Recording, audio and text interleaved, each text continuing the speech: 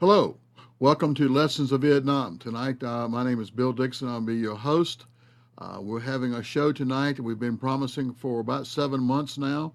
It's was hung up in a recording machine, and had a little problem getting it out, but we got it out, got it duplicated. So tonight, we're going to be doing a broadcast of a symposium we did at North Carolina Museum of History about 7 months ago.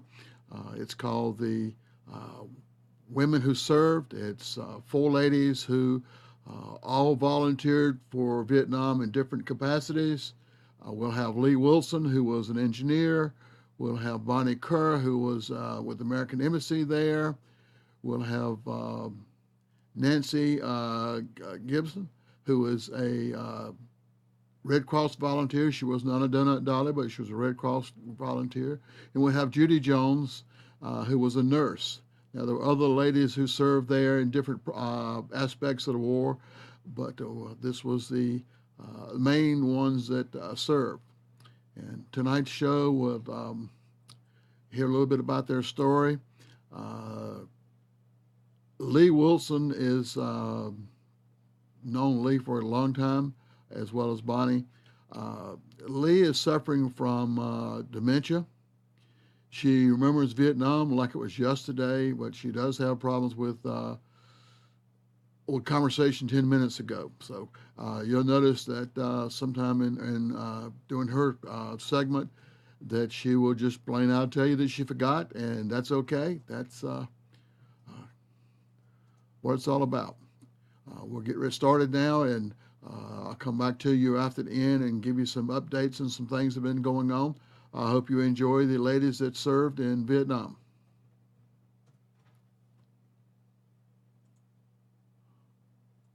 Ladies and gentlemen, thank you for being with us tonight. This is North Carolina Vietnam Veterans Incorporated, Vietnam, the women who served, and we have very special panelists tonight of four friends of ours, and let's see, three of them are members of our organization. Judy is a member of another veterans organization. We might even let her join ours, depending on how she does tonight. And but I do thank all of you for being here. I know it's not a crowd, but that's okay. We'll have a good time with the ones that are here. And again, thank you for the panelists. I'd like to Mr. Joe Harsh to post the colors. Please stand.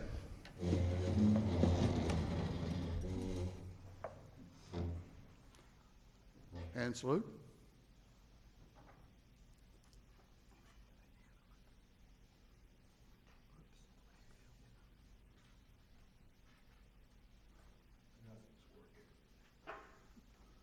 That's all right, we're half masked anyway.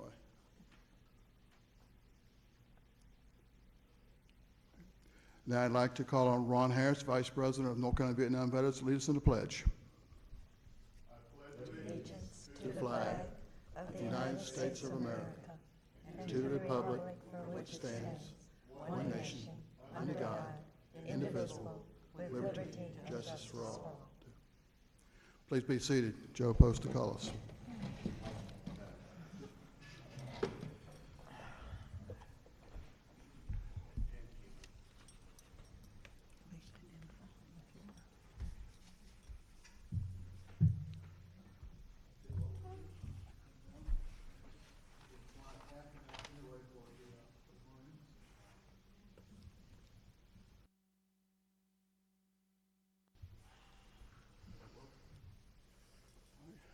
Let me try to give you a little bit of the format tonight. We're going to give each speaker about 20 minutes to tell their story. And after they get through telling their stories, we're going to have at the end a question and answer. So if you got any questions, please hold them until we get to the end. I want to thank the North Carolina Museum for working with us, allowing us to put on these symposiums, and North Carolina Vietnam Veterans Incorporated for working with the museum and our guys putting this together.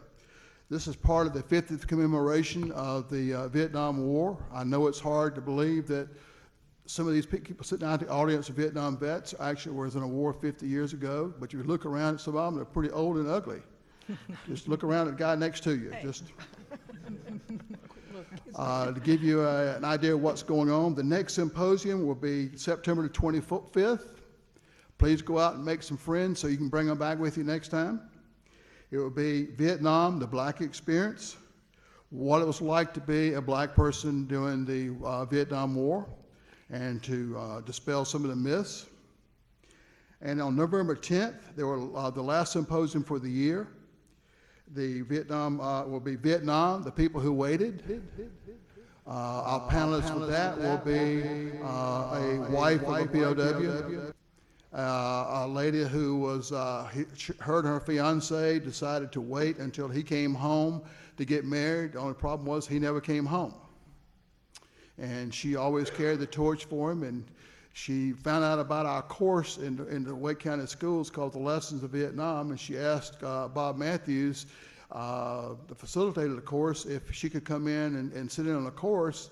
And she sat in, she started hearing words, and said, "Oh, that's what he meant." And she went back to Vietnam, and now she goes and lives in Vietnam quite a bit and has adopted a young Vietnamese that's at Meredith College, I believe. In fact, she will be going on a trip very soon with Donald's sister. So she'll be on, then we'll have a wife of a Vietnam vet and then a spouse of a Vietnam vet. So those will be special symposiums we have, and there's a rumor that Ron Harris is putting together his play Etchings in Stone again. So hopefully we'll be doing that again here. We'll be doing some new vignettes along with some of the old ones, I think. And so let's get started with tonight's show here. So what's a nice girl like these doing in a place like Vietnam with the war going on? They volunteered. They always told me, don't volunteer for anything. Why did they volunteer? Well, each woman volunteered to go to Vietnam had their own reasons, and maybe we can get some answers to those questions tonight. The total number of civilian women who served in Vietnam is unknown because there were individual groups. There were 67 volunteers, women, who lost their lives serving. These volunteers served in every capacity imaginable and then some. On the Vietnam Memorial Wall in D.C., there are 6 women engraved on the face. Now, I think I've got that wrong, Bob. There's 8. That's what I thought. I knew it was 8. I don't know why I wrote 6. I hit 8, but the thing came up with 6. That's what it was. The Jane will have to work on my computer. But they're engraved on the wall.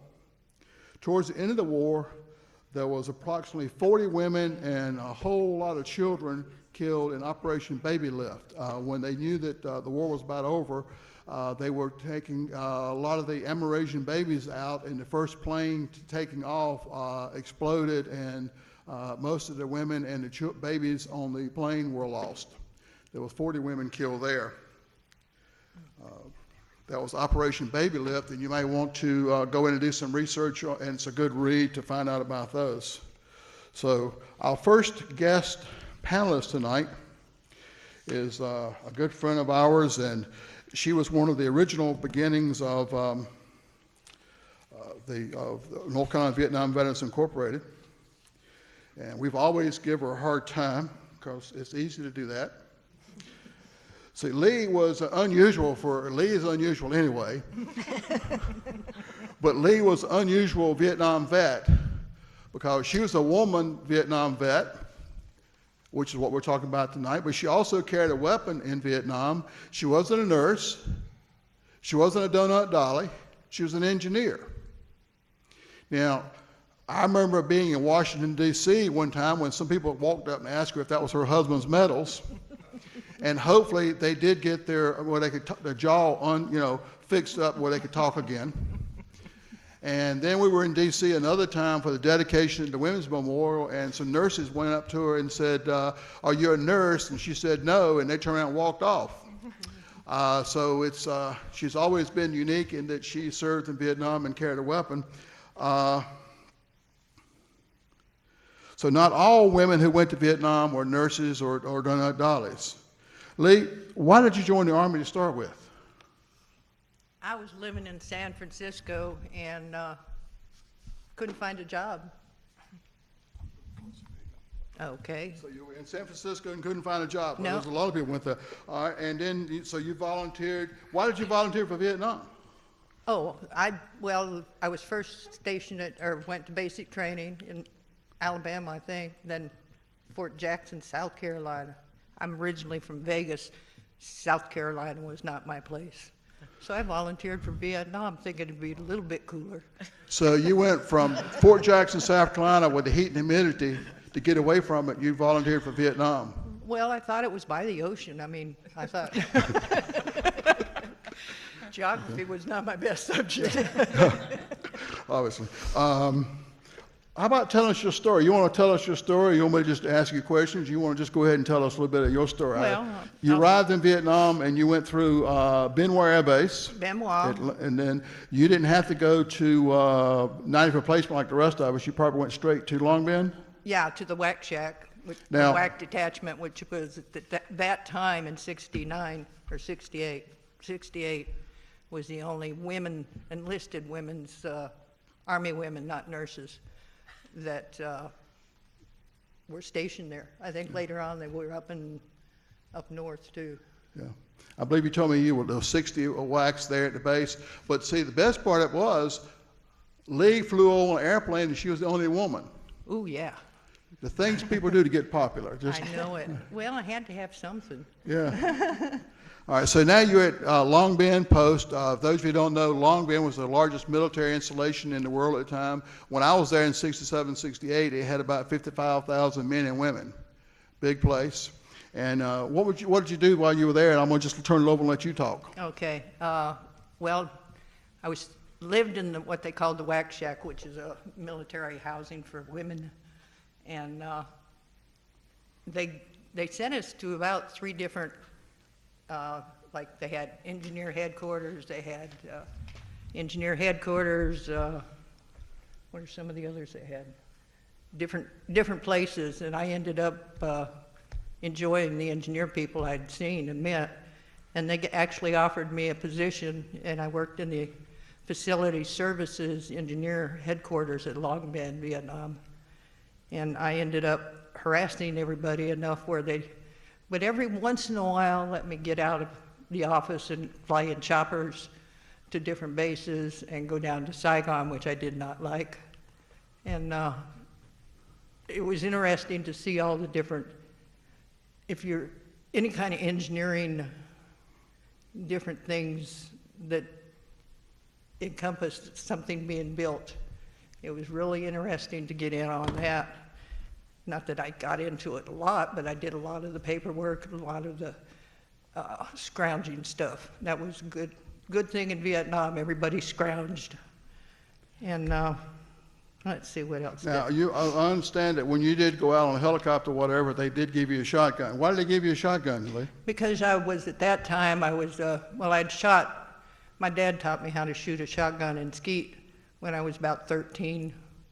And I shot all the time. And then in Vietnam, believe it or not, my general at the engineer headquarters was a big skeet shooter. And we got talking one time. He had a skeet range built in Long Ben within a month. A full skeet range with 12-gauge shotguns, ammunition, trigger, everything. And we used to go out there and shoot all the time. Yeah. So that was my favorite thing to do. Yeah, I covered a lot of Long Ben, but I never found a skeet range. It was out by the ammo dump. Okay, that's a good place for it. Yeah. Yeah, really.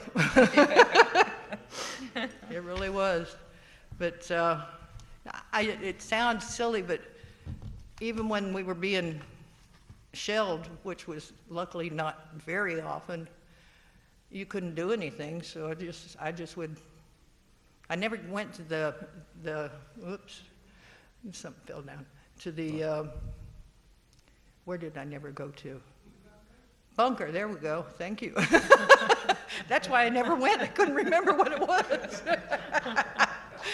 I would just sit, we were in a 2-story wood building, and I'd just sit out on the steps and watch. We never had direct, you were at Long Ben too, weren't you? Mm-hmm. Yeah, we never had a direct hit inside the base, except the ammo dump, I think, got hit a couple of times. Yeah.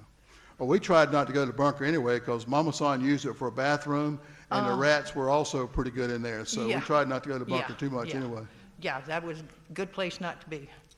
But no, the Wac Detachment was interesting, but like I said, I'd go to work at the engineer headquarters. I was supposedly a clerk typist, but I ended up doing a little bit of everything. If they wanted something done, I'd go do it.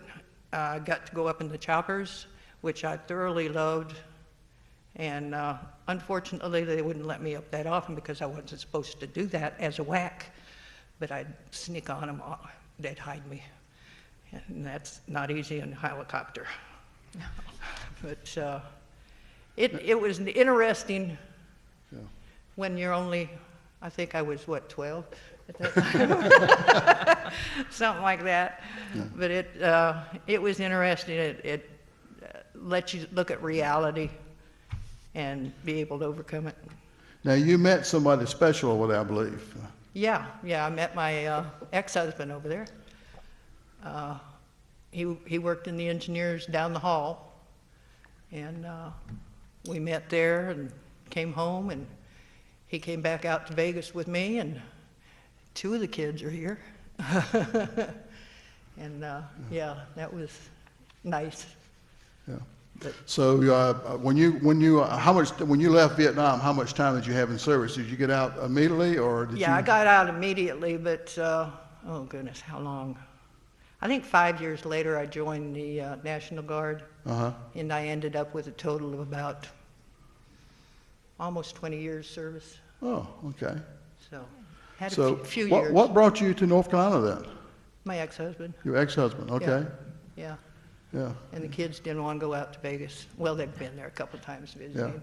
Yeah. Well, you did leave us for a little while, but you came back. Oh, that's right, I did, didn't I? Yeah, you did, yeah. Yeah, I've been with the group since we started. Yeah. So, like I said, she was one of the founding members of North Carolina Vietnam Veterans Incorporated, and has been a very integral part. She's been back to Vietnam with us, and so we went to Long Binh, and back at 2009, I believe it was, we were back over. Probably. And, how was it like I know when the men came back and were not accepted, there were protests and everything. What was it like to be a woman coming back from Vietnam? I mean, most people probably didn't even believe that you were a Vietnam vet if you told them.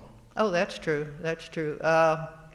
If I went for a job interview, you'd put down your last service, and I'd gotten out of the service at that time, and I'd write down, Army, and they'd ask where, and I'd tell them Vietnam. They'd say, you got to be kidding me.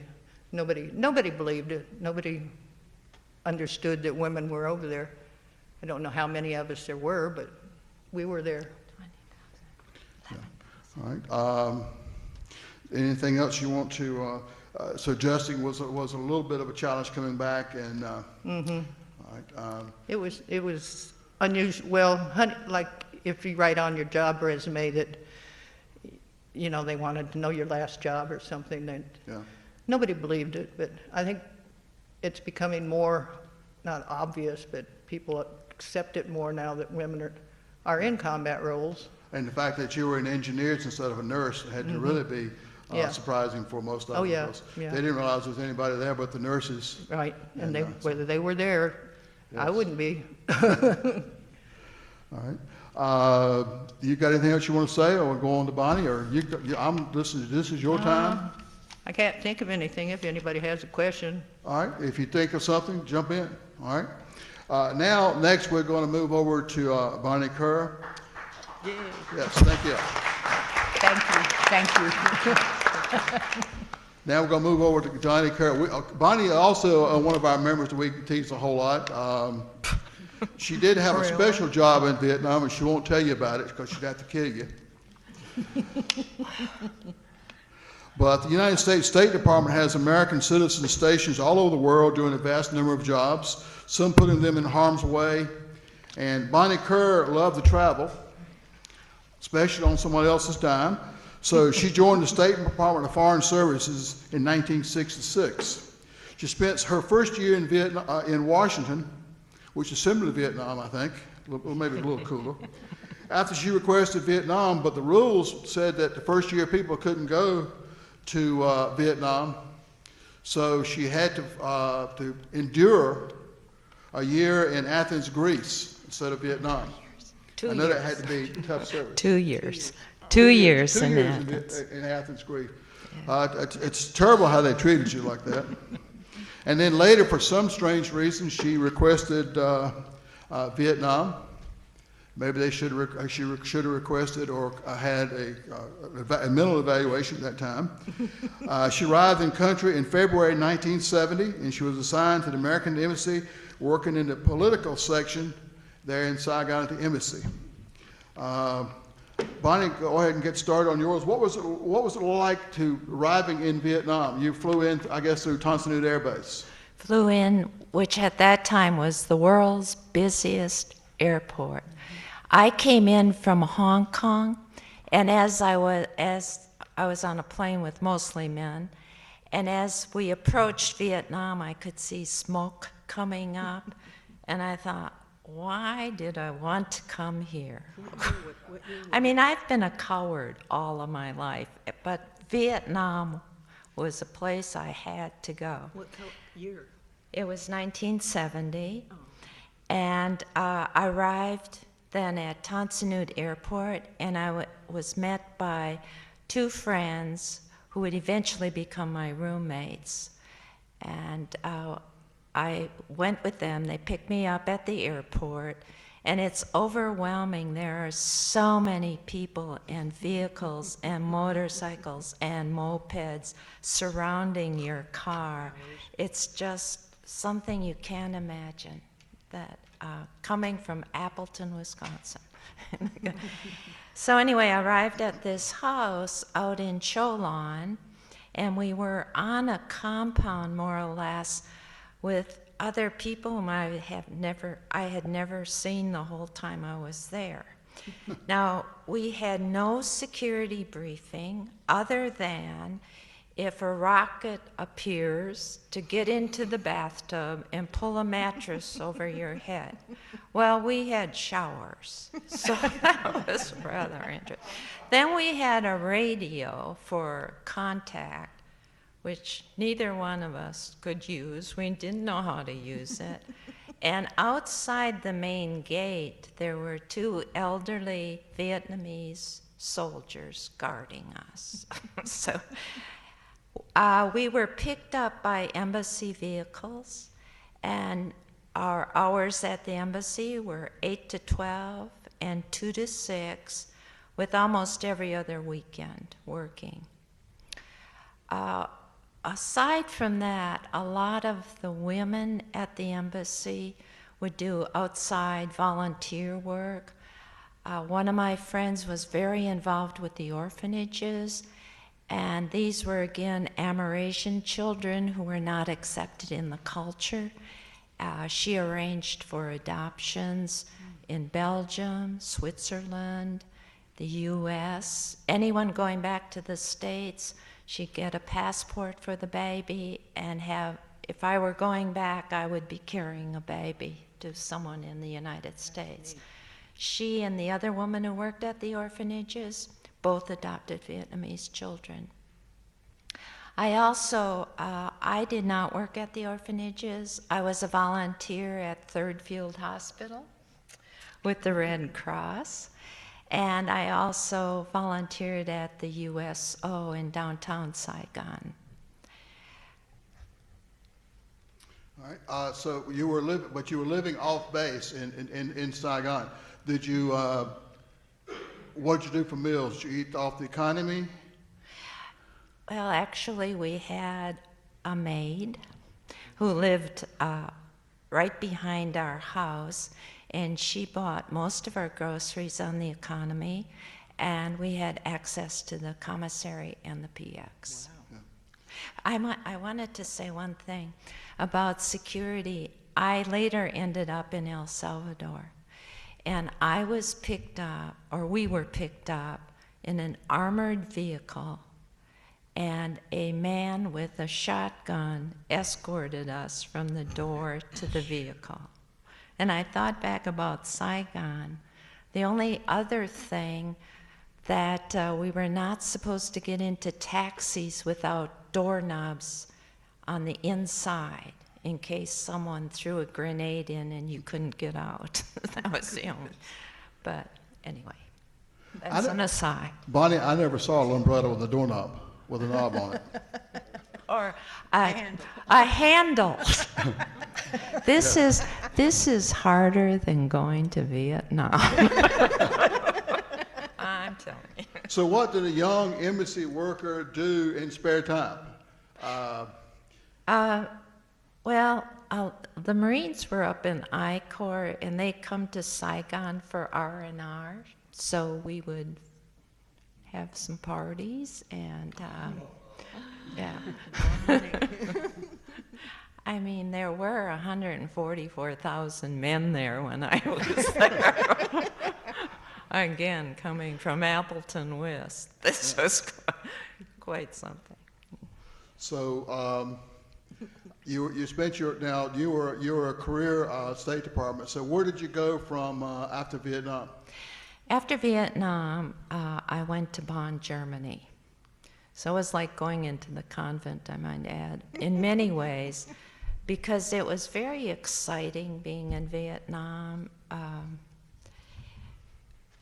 I must say that when I went, I was very patriotic, and I really wanted to do this. I wanted to go to Vietnam. I wanted to see the situation. When I left there, I was really against the war, I have to say. And I didn't really talk about it. And there wasn't an opportunity, because when I landed in New York, well, first of all, I landed in San Francisco because I lived in Berkeley before I joined the Foreign Service for 18 months. And Berkeley, the department I worked in, was always out demonstrating against the war. One of the professors had gone off to Russia. I mean, it was very anti-US government. And so when I went back, I stopped to see a former roommate, and one of the professors I worked for saw me, and he said, "Why did you go?" And he turned his back to me. That was the only thing I experienced.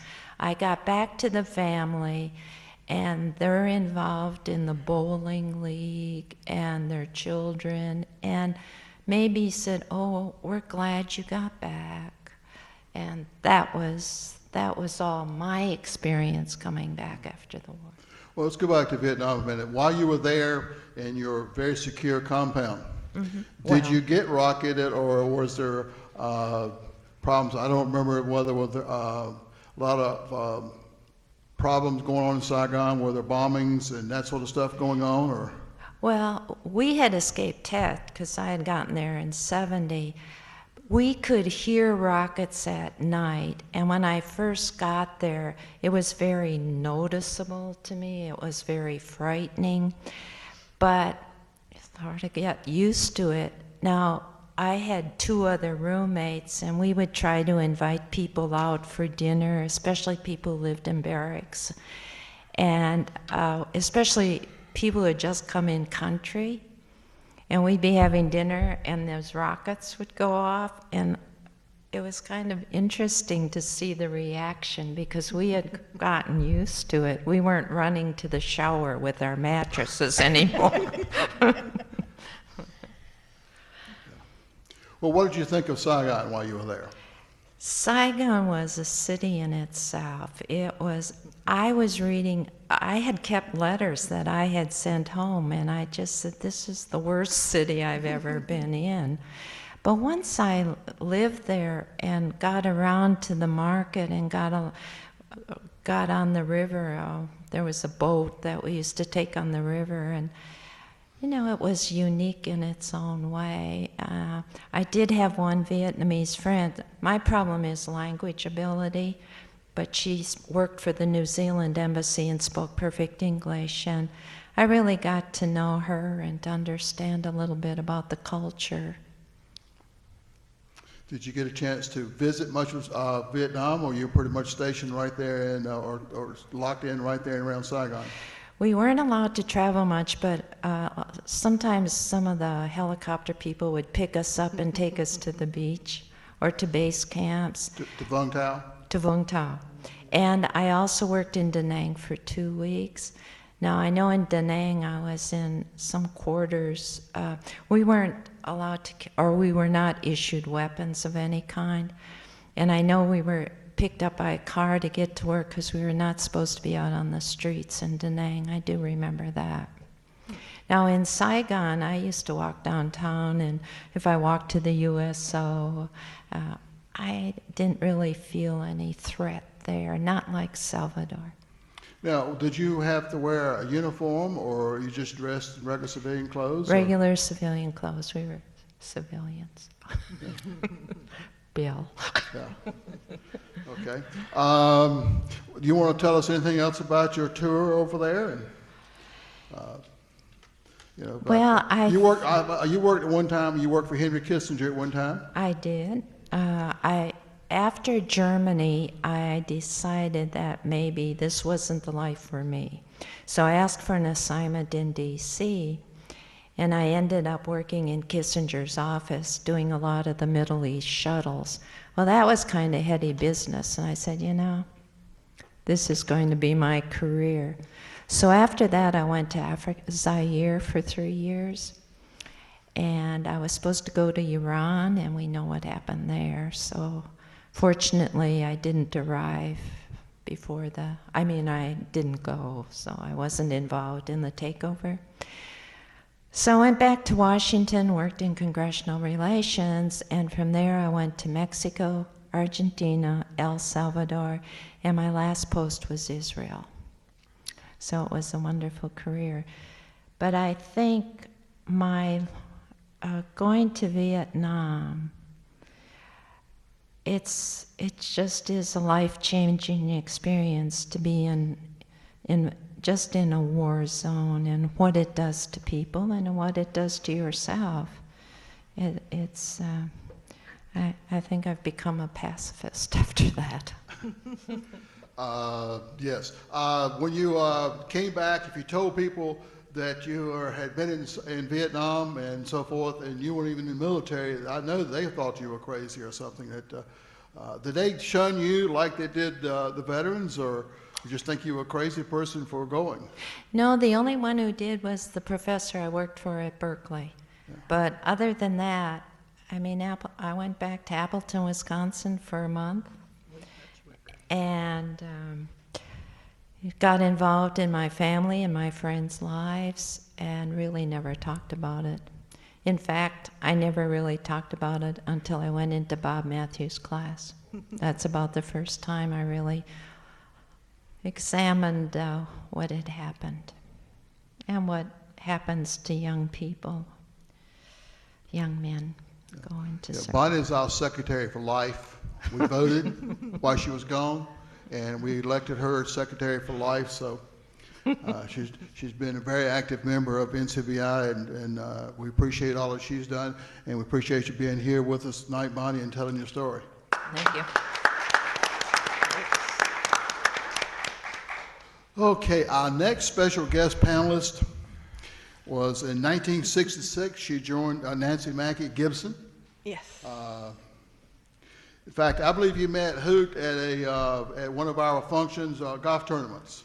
It was the Wolfman Jack POWMIA Oldies Celebrity Concert and Golf Tournament. Okay. And yes. I met him, and he introduced me to Joe Harsh and Mike Hooks. And you still joined us. I still joined, yes. Well, in 1966, Nancy joined the American Red Cross. Well, not it was 68. Yeah, 68. Well, in 1966, the Red Cross expanded their what they call the supplemental recreation activities overseas, where they recruited young women, college graduates between the age of 21 and 26 to participate in a special program that the soldiers referred to these ladies as donut dollies, in reference to the Red Cross donut centers during World War II. But Somewhat like Lee being an engineer in Vietnam, most people don't realize it, but all girls or ladies who went to Vietnam were not done at dollies, especially with the Red Cross. The Red Cross had 3 different groups over there. The first group was service to military hospitals. These men and women worked in the hospitals directly with the patients and in social work and recreational activities. There was another group that worked on the military installations, and these men and women were the Red Cross social workers, and they worked with people a lot on compassionate leave, and I believe you told me they also did that at the hospitals. And then, of course, there was the young ladies who went out and played games out in the boonies with the soldiers who were just excited to see a round-eyed woman at all, where they went out and played games and bingo and that sort of stuff with the soldiers out in the boonies. So they all of them served a great purpose. Nancy, you were at the third Field Hospital, which is located right outside of Tonson Air Base, I believe, right there at Saigon. You went there in '68, and first of all, I believe you told me to right off start with you were at Cu Chi or Chu Lai. No, Chu Lai. Chu Lai first. Now, that was kind of more like a base camp. It was to Saigon as a forest camp would be to New York City, probably. Okay. So you can get an idea with a little bit of difference there. Y'all probably had indoor plumbing and everything there, though, did you? Oh, no. Oh, No, okay. we didn't have indoor plumbing until I left. Oh, okay. No. All right, and then you went from there into the Third Field Hospital. Right. And then later you served in Florida, California, Germany, and on notes here it says you also served as disaster relief volunteer at Camp Pendleton in 1975. Was that boat people that you were working with, or just who was those? Boat people, anyone who made it over and had to be processed in, and we're trying to find families and placement. Okay. Yeah. All right. Well, let's go back to Vietnam. Why did you volunteer for Vietnam?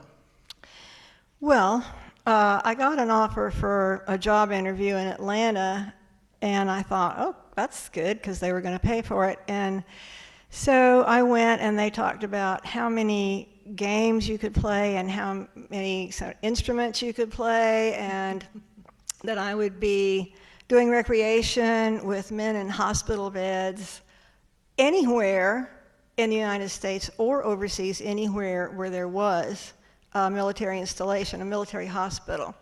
And I thought that sounded better than any other job offer I had gotten, so I went to Florida first, but I had thought, even in college, that the men that I knew had to go. They didn't have much choice. There were the ones who volunteered and then the ones who just got sent, but I thought it didn't seem quite fair that we weren't asked to do anything, and I thought if I was going to have an opinion about the war with all of the controversy on the news, that I should go see. So I didn't have any qualms about going at the time. I was a little naive about that, but I decided to go find out for myself. Okay. So now, when you went into Vietnam, did you fly on the military plane, or what kind of? It was a Pan Am jet out of Travis Air Force Base. It stopped 3 different times and took 22 hours to get there to Tan Son Nhut.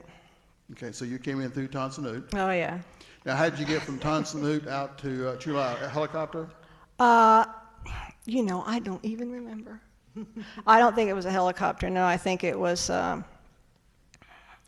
just another plane. I know we didn't drive up there, but I had landed in Saigon, and my first impression of Saigon mirrored what you've heard. I thought, if I have to work in Saigon, I'm going home, because it was noisy and bright and smelly and strange and busy. And so then they said, no, you're going to Chu Lai. So I thought, anywhere's got to be better than this. So I went up there. The difference was in Saigon, Red Cross workers wore their hospital dresses and white shoes.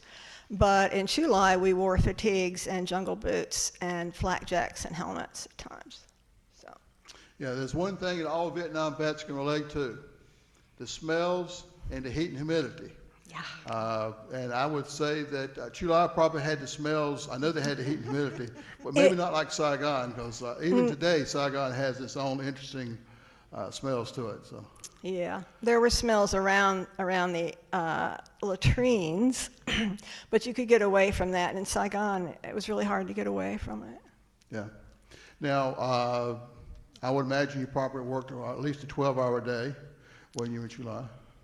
Well, officially we didn't, but there were 2 social workers and 2 recreation workers, and it's not fair to ask the social workers to be on call all day, every day. So in the off hours, we also shared being on call. So we did what we did during the day, and then on off hours, whatever came up, that's what we did.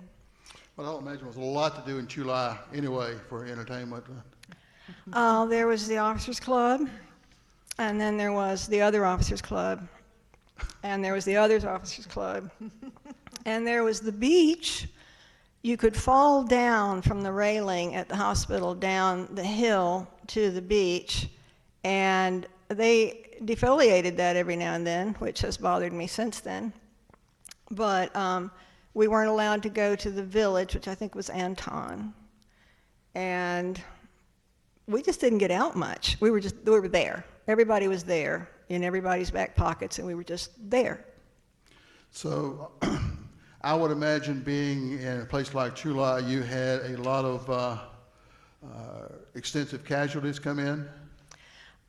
Yes, you'd see the dust-off choppers coming in, and then they would either be in ICU or OR, but we also had people in for recovering from snake bites, from minor wounds, from other diseases, and of course, you know, in the military, you don't just get out and lay around until you're ready to go back to work. You're in the hospital, and then you go back. Do you know So there were patients of all different levels. what it looks of, like when you're in the military? You don't just get out and lay around until you're ready to go back to work. You're in the hospital, and then you go back. you know? So Having there nothing to do were but sit in a hospital in a war zone.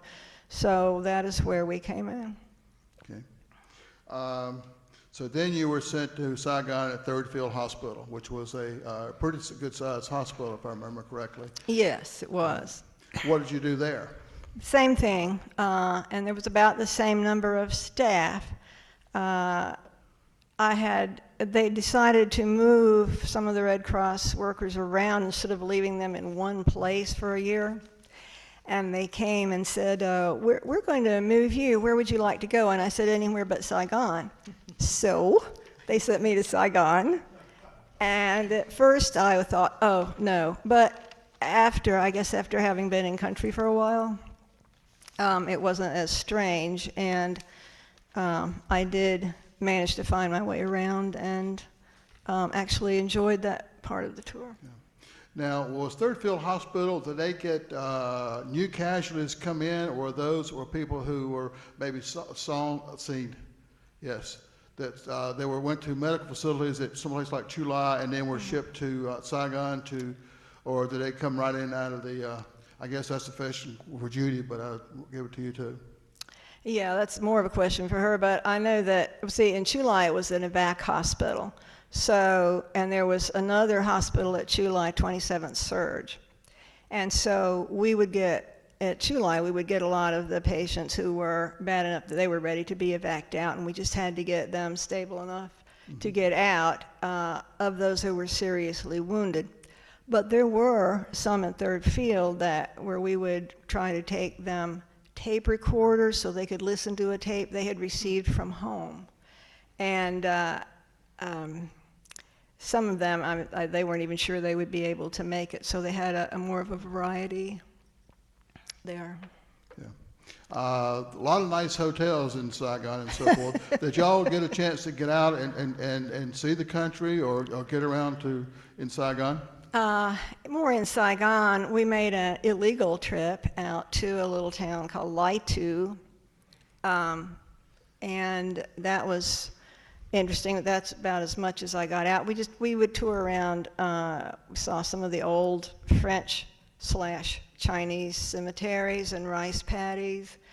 But the odd thing, and people look at me funny when I say this, but I actually sang in the Saigon Choral Society while I was there, which was made up of people from the State Department. There were, I think, at least 20 nationalities represented of people who were working in Saigon. And in fact, the director of the chorus was attached to, I think she was there with her husband, and he was in the State Department. So it was a mix, but you had to be careful in Saigon. Did you get a chance to get out of Saigon and see any other country, or are you just pretty much there? Well, I mean, on R&R and everything, but I didn't get to do much of anything in Vietnam. And where'd you go R&R? I went to Hong Kong and Singapore. Mm-hmm. Yeah. Okay. I didn't know where you went. Did you ever get a chance to go to Vung Tau with Bonnie, or?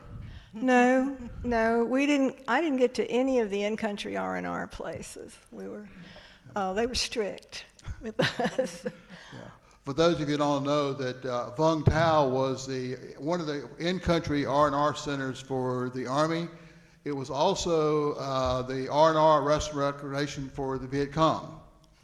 So we both groups shared the Vung Tau as recreation. And of course, up north you had China Beach, which made the from the TV series and so forth. And I don't think Danny Delaney was there though.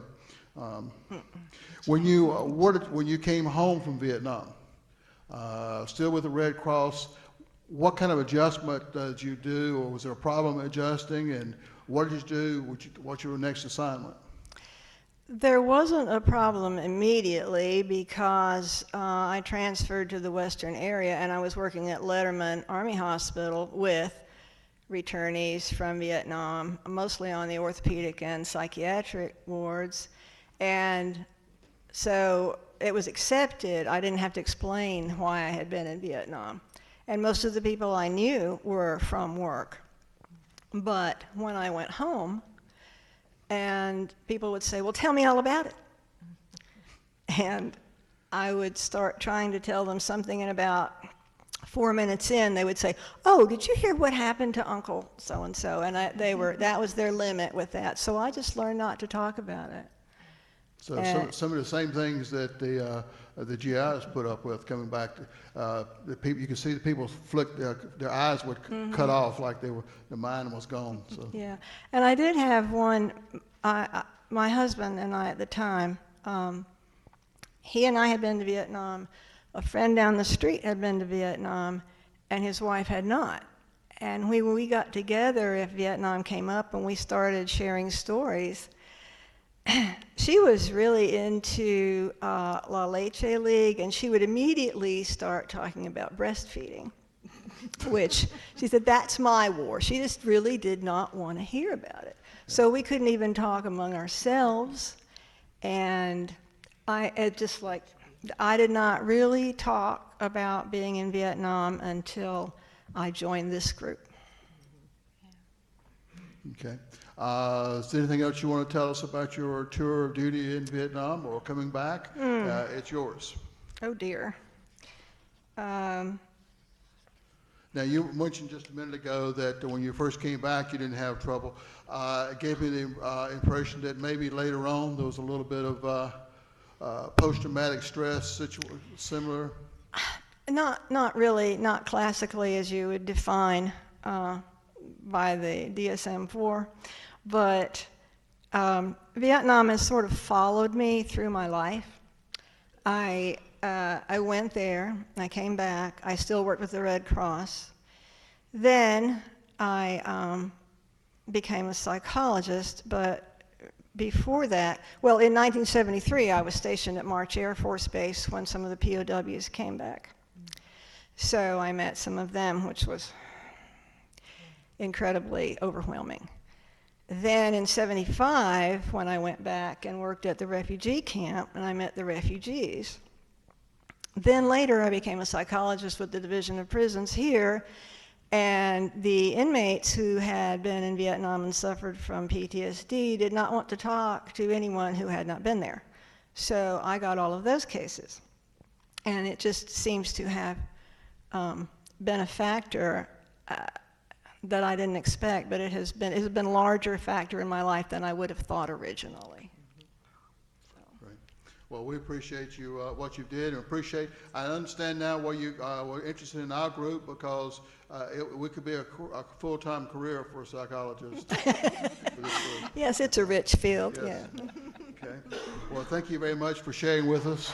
You're welcome.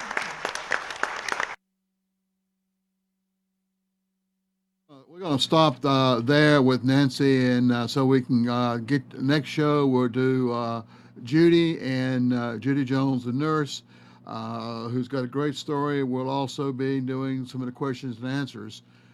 Just want to take a minute to tell you a couple things that are going on. Today is April 13th. April 15th at the North Carolina History Museum. There's a young man doing a one-man show called Silhouettes of Service. If you're anywhere around the Triangle area, I highly recommend you go by and sit in. It's from 6 to 8 there at the History Museum in Daniels Auditorium, where we just did the Vietnam experience. Gregory did about 300 hours of interviews from World War II up until present day. He cut it all down to 90 minutes. He does basically a 90-minute show. He plays all the parts. He plays the people from the interview. Not only does he have their verbal self down, but he also has the mannerisms of each person. So he really takes on the persona of the person he's doing. It's quite entertaining. It's quite educational. So if you get a chance, this coming Friday at the North Carolina History Museum. Of course, I wanted to invite all of you that are in the area to come anytime to the first Saturday of the month of our POWMIA ceremony. We do that the first Saturday of every month at 12 o'clock noon, where we call out the names of the 39 from North Carolina who's still unaccounted for. Now, if you'd like to do something for Vietnam veterans and so forth, the Vietnam Veterans of America North Carolina chapter is having a golf tournament, and the proceeds from the golf tournament will benefit North Carolina Agent Orange and Post-Traumatic Stress Educational Campaign. The Vietnam Veterans of America has programs that are fantastic for Vietnam veterans and other veterans on Agent Orange and post-traumatic stress. That golf tournament is going to be held at Reedy Creek Golf Course. That's at Four Oaks, North Carolina, and it's $65 a player, and that gives you the 9 o'clock a.m. shotgun start with a continental breakfast, lunch, a beverage cart, a bucket of practice balls. I need a barrel of practice balls, and appreciation bag. There'll be a prize for first and second and third place awards, closest to the pin, longest drive, and a hole-in-one. If you want, just go over and help them out and eat lunch with them. They're asking for a $10 donation. But if you can put together a team of golfers to go down and join them, you'll help out a lot of Vietnam vets. The way to find out more information about it is go to VVA. That's Vietnam Veterans of America /NC.org. And you can see more information about the golf tournament. It's a good place to have a good time and to do a great. There's no such thing. Huh? Can't be. Where is it? VBA. And Dash. not slash. Oh, well, I'm sorry. Dash, not a slash. Okay. VBA dash NC. That's why I keep Amnon around, just to kind of keep me straightened out and do all the buttons and so forth. And while I was talking about it, I really want to thank the North Carolina Vietnam Veterans Helicopter Association, Charles Bullock and Amnon Nissan, my chief engineer, and everything else that do with this show. We'd never be on without his expertise. But they all had brought in displays at the Vietnam experience at the museum. My tongue quit working there. They were in the parking lot across from us, and you couldn't have asked for a better billboard with the vehicles and the helicopters there. A lot of people stopped and got a chance to sit in a deuce and a half in a helicopter and so forth. And Charles had furnished weapons and so forth, which was a great display inside. Don't know exactly how many people went through, but I know there were several thousand people went through the 3 days we were there. The play was outstanding. As always, Ron Harris's play, Etchings in Stone. We're videotaped it, and we hope to make it be available to take that and show it to different groups and so forth. So if you get a chance to see Etchings in Stone, the recorded version, don't give it up. Just be sure to do whatever you have to take to get there. And have a box of tissues with And have your box of tissues with you. We actually had I also want to thank the Raleigh Vet Center. They were there with their bus. Etchings in Stone is a moving, quite intense play or drama about visitors to the Vietnam Wall. And there were some veterans who, after seeing the play, wanted to go out and talk to the guys at the Vet Center with the mental health part. So I thank Moses Gloria for having the Vet Center there. A lot of people went to see them and worked on benefits and so forth before and after the play. So I appreciate all those people, and of course the museum who treated us wonderful. They're already got us booked for next year. As frightening as that is to think about it now, as much time as we spent there. I think in the 3 days, not counting the rehearsals and so forth, just the 3 days that the event was open, I had almost 48 hours in 3 days there. So stay tuned next show for hear Judy Jones, the nurse that was in 30 Wac Hospital there in Saigon, and question and answers. Thank you for tuning in. Looking forward to seeing you the next show, which will be on the 27th from 8 to 9. Tell all your friends about it, especially those who are out there who want to be a nurse or have been a nurse, or anybody that wants information about Vietnam. The last part Judy was saved for the last, and she's special. So be sure and tune in for it, and hope you have a good rest of the evening.